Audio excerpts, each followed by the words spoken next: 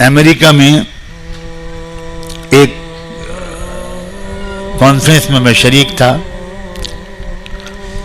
تو ویمن اور girl section میں مجھے ایڈریس کرنا تھا. 6-7 ہزار لڑکیاں تھیں امریکہ یونیورسٹی میں پڑھنے والی. تو میں نے پردے کے بارے میں، حیا اور حجاب کے بارے میں کچھ کہا. بہت سی لڑکیاں باپردہ بیٹھی تھیں، پورے حجاب میں تھیں، اور بہت سی لڑکیاں امریکہ میں پڑھنے والی الٹرا ماڈرن ٹی شرٹ اور جینس میں تھیں، اور مختلف ملکوں کی لڑکیاں تھیں. تو ایک لڑکی نے کچھ کھڑے ہو کر جب کوشچن آنسر سیشن شروع ہوا تو یہ کہا کہ میں کچھ سمجھ میں نہیں آتا، میرے یہ پردے کا جو سسٹم ہے مجھے تو یہ بہت ہی غلط سسٹم لگتا ہے. You people confine the 50% population behind the walls and behind the wheel.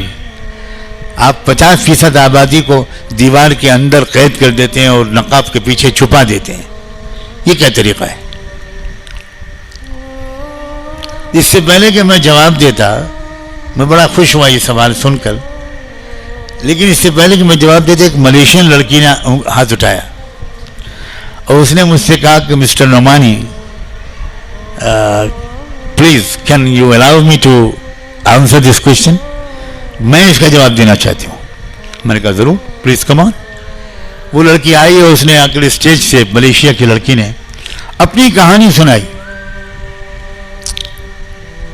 اس نے کہا کہ میں شراب پیتی تھی، کلب میں جاتی تھی، تمام غلط کام کرتی تھی، پردے کو تو سے نفرت کرتی تھی، لیکن ہاسٹل میں میری روم میٹ ایک لڑکی تھی، ہم 2 لڑکیاں ایک کمرے میں رہتے تھے. میری کمرے میں جو لڑکی رہتی تھی وہ تہجد پڑھتی تھی، وہ نمازیں پڑھتی تھی، وہ تلاوت کرتی تھی، وہ رو کے دعا مانگتی تھی، بہت پردہ کرتی تھی. میں اس کی بیہیویئر، اس کے اخلاق، اس کے میٹھے بول، اس کا پرسکون چہرہ، پر نور چہرہ، اس کو دیکھ کر میں بہت متاثر ہوئی. آہستہ آہستہ میرا دل اس کی طرف کھینچنے لگا. وہ مجھ سے کبھی کچھ نہیں کہتی تھی. She was so friendly, so sweet with me. کبھی اس نے مجھ سے کچھ نہیں کہا یہ تم کیا کر رہی ہو، گانے سنتی ہو، میوزک سنتی ہو، گٹار بجاتی تھی میں. اس نے مجھ سے کبھی نہیں کہا. وہ مجھے چائے پلاتی تھی، کافی پلاتی تھی. بہت پیاری لڑکی. کئی مہینے ہو گئے تو پھر میں نے اب اس سے کھل کر بات کرنی شروع کی. میں نے کہا کہ کیا بات ہے، میں شراب پیتی ہوں تب بھی میرے دل میں سکون نہیں آتا، ہر وقت میں ٹینشن میں رہتی ہوں، جی چاہتا ہے میں خودکشی کر کے مار لوں. میں لڑکوں کے ساتھ رات گزارتی ہوں، میں کلب جاتی ہوں، سب کرتی ہوں. تم دیکھتی ہو مجھے، تم مجھے ٹوکتی بھی نہیں ہو، منع بھی نہیں کرتی ہو. تمہارے کمرے میں شراب پیتی ہوں اور تم کچھ اور زندگی گزارتی ہو اور تم خوش رہتی ہو. ہر وقت تمہارے چہرے پر سکون اور اطمینان کی ٹھنڈی شبنم برستی رہتی. What is the secret behind your happiness and satisfaction? کیا راز ہے؟ تو میں نے اس سے، اس ملیشین لڑکی نے کہا کہ میں نے اس کو بتانا شروع کیا کہ میری بہن دیکھو، 2 چیزیں مل کر ہم بنتے ہیں، ایک ہے باڈی، ایک ہے روح.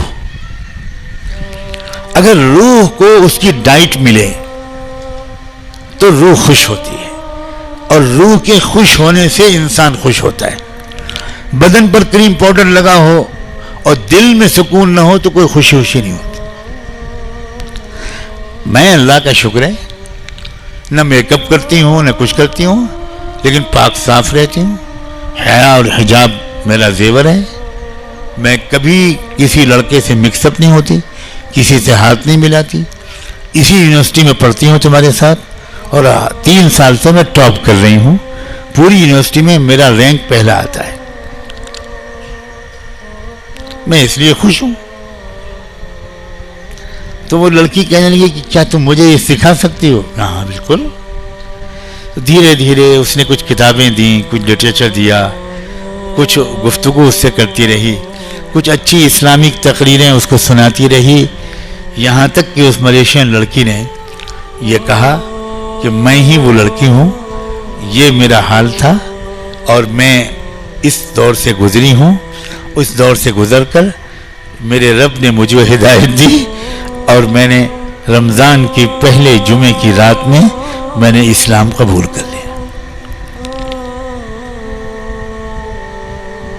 یہ ہے، اس لڑکی نے میرے سامنے اس سوال کا جواب دیا، مجھے کچھ بھی کہنے کی ضرورت نہیں پڑی، اور میں نے دیکھا کہ لڑکیاں رو رہی تھیں، 50 لڑکیوں، ان کی آنکھوں میں آنسو تھے۔ ایون وہ لڑکی جس نے اعتراض کیا تھا پردے پر، بعد میں وہ اسٹیج پر آئی، اس لڑکی سے چمٹ گئی، کس کر رہی ہے، اس کو لپٹا رہی ہے، حق کر رہی ہے، thank you very much, lot of thanks, may God bless you.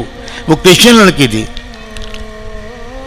میں امریکہ سے واپس آیا، امریکہ سے واپس آنے کے 1 ہفتے کے بعد مجھے اس سینٹر کے چیئرمین کا فون آیا کہ مولانا خوشخبری یہ ہے کہ جس لڑکی نے آپ کی تقریر کے بعد پردے پر اعتراض کیا تھا اور ملیشین لڑکی نے اس کا جواب دیا تھا، اس وقت وہ ہمارے سامنے بیٹھی ہوئی ہے اور ابھی جمعے کی نماز کے بعد اس نے بھی اسلام قبول کیا ہے۔ آپ سے میں ہاتھ جوڑ کر کہتا ہوں، آپ نہ جانے کتنوں کی ہدایت کا سبب بن سکتے ہیں۔ اپنے کو پہچانو، آپ اپنی طاقت کو پہچانیے، اپنی کیپیسٹی اور ایبیلٹی کو اور اپنے پاور کو پہچانیے۔